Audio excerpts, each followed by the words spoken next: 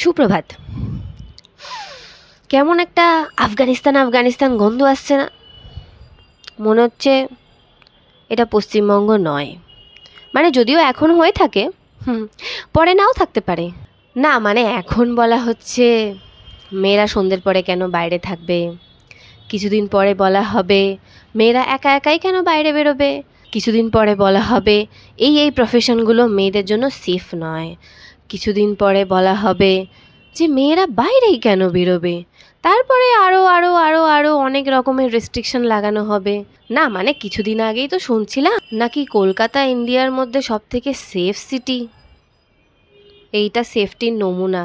রাত্রিবেলা বেরোতে দেওয়া যাবে না, নিজের সেফটি নিজের কাছে।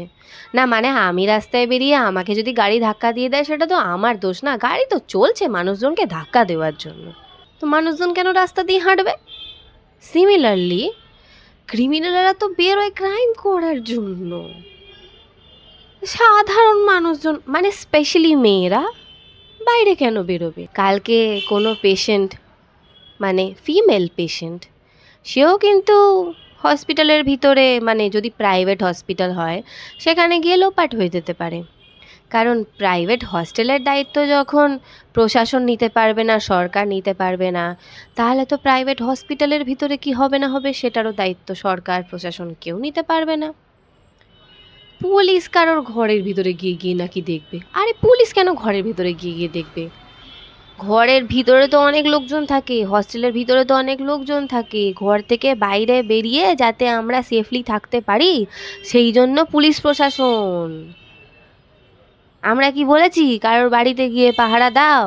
মাঝে মাঝে বুঝতে পারি না, কিছু কিছু কথা শুনলে এরকম মনে হয় যে ঠিক সিরিয়াস কোনো কথা শুনছি নাকি কোনো ভাঁড়ের কথা শুনছি।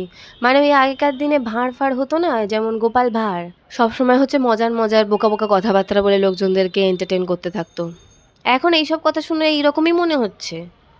এগুলো কি মানে এগুলো স্টেটমেন্ট চলছে নাকি এগুলো ভাঁড়ামি হচ্ছে অ্যাকচুয়ালিতে?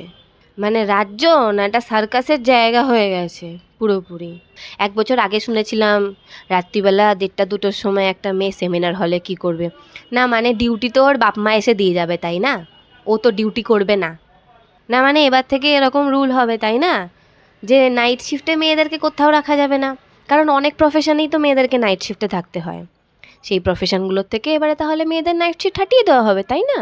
সেফ সিটি, সেফ সিটি, এই হচ্ছে সেফ সিটির নমুনা।